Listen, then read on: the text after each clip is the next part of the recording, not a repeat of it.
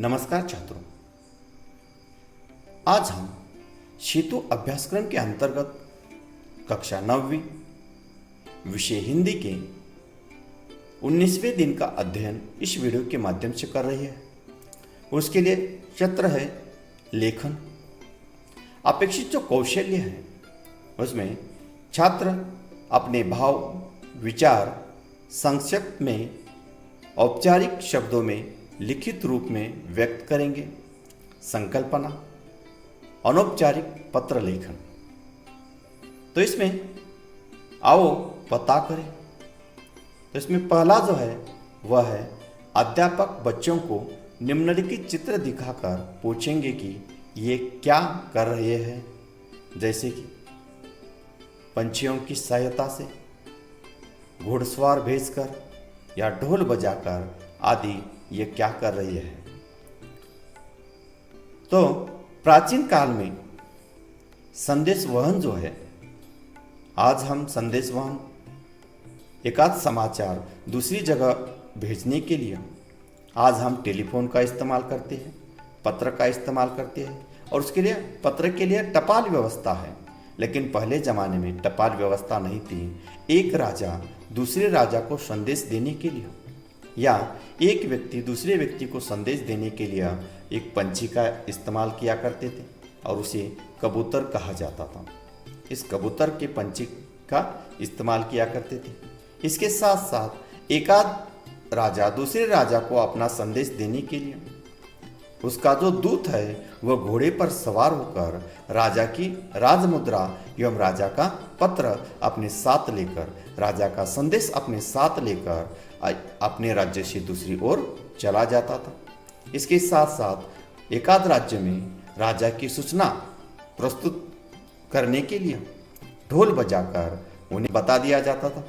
इस प्रकार ये जो चित्र है, ये चित्र पहले जमाने के संदेश वहन के साधन है। दूसरा है अध्यापक बच्चों के साथ चर्चा करते हुए प्राचीन काल में संदेश वहन के साधनों की संक्षिप्त जानकारी देंगे। तो पहले ज़माने में प्राचीन काल में संदेश वहन के साधन कौन कौन से थे? पंछी जैसे कि कबूतर, इसके साथ साथ व्यक्ति घोड़े पर सवार होकर चला जाता था, या ढोल बजाकर जिसे हम मराठी में दवंडी कहते हैं। इस प्रकार प्राचीन काल में संदेश वहन के साधन थे। आज संदेश वहन के साधन मोबाइल है, टीवी है, अलग अलग साधन हैं।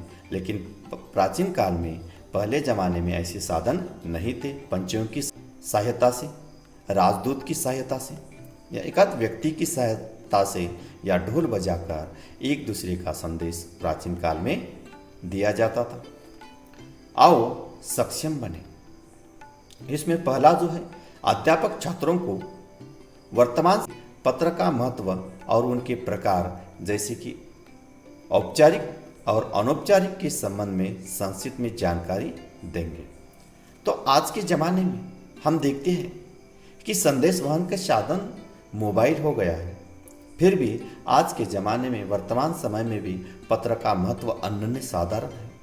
आज हम देखते हैं कि कार्यालय के लिए या हमें नौकरी का संदेश आने वाला है तो उसके लिए फ़ोन पर नहीं बताया जाता, उसके लिए पत्र ही भेजा जाता है। तो आज ही वर्तमान काल में भी पत्र को अनन्य साधारण महत्व है। औपचारिक पत्र और अनौपचारिक पत्र, ऐसे पत्र के दो भेद हैं।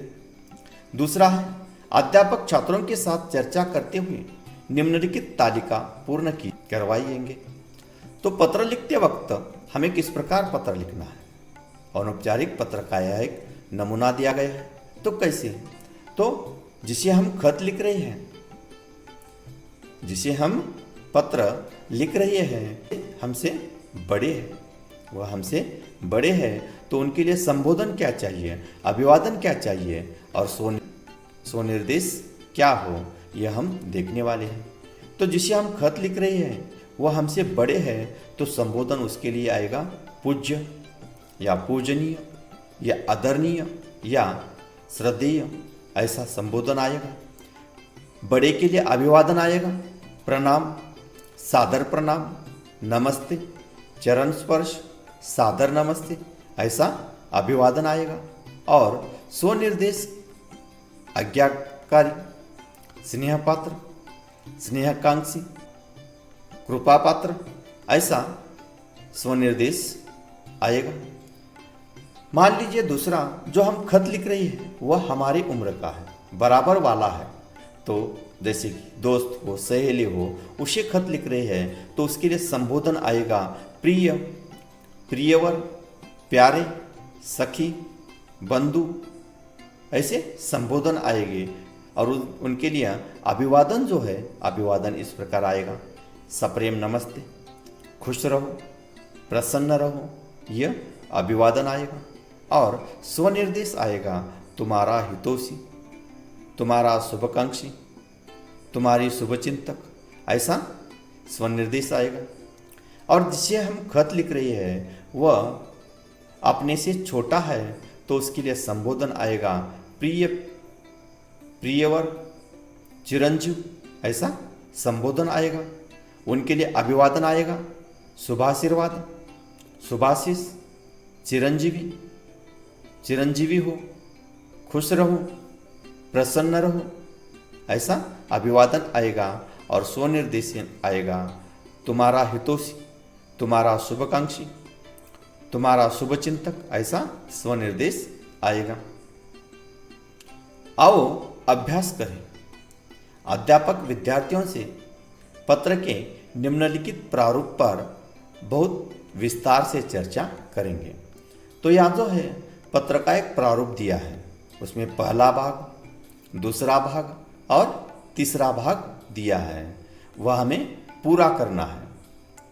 तो पहले भाग में क्या है, तो पहले भाग में यह बात ध्यान रखनी चाहिए कि जिसे हम खत लिख रही है उनका यहाँ पता होता है। सबसे पहले दिनांक लिखते हैं, दिनांक के बाद जिसे हम खत लिख रही है उसका पता और उसकी ईमेल आईडी, जिसे हम खत लिख रहे हैं उसका पता एवं ईमेल आईडी यहाँ पहले भाग में लिखना आवश्यक है। फिर आता है दूसरा भाग, उसमें संबोधन एवं अभिवादन।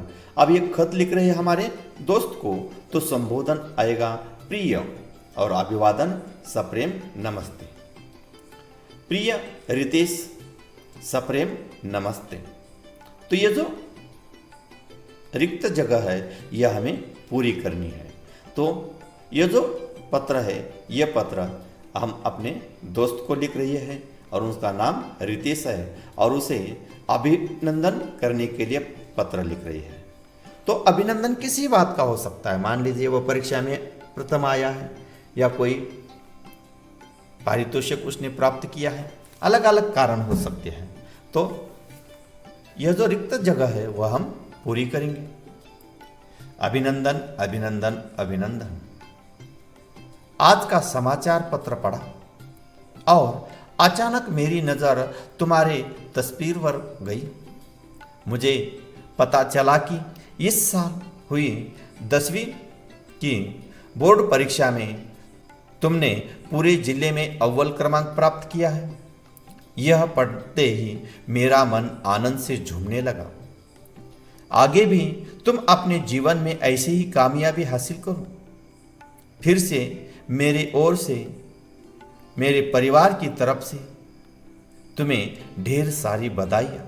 अब एक परिचित हो गया, अब दूसरे परिचित। कभी भी ये जो दूसरा भाग है यह एक ही परिचित में नहीं लिखना, 2 या 3 परिचित में लिखना है।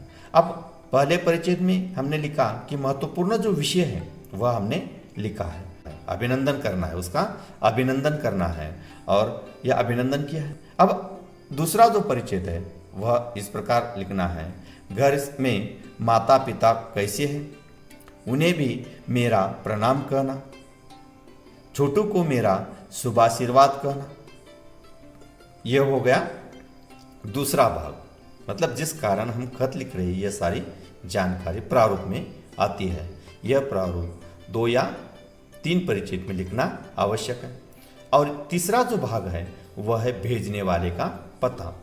तुम्हारा दोस्त रंजन, तुम्हारा दोस्त रंजन, रंजन कदम, यह जो उसका पूरा पता। इस प्रकार तीसरा भाग हो गया।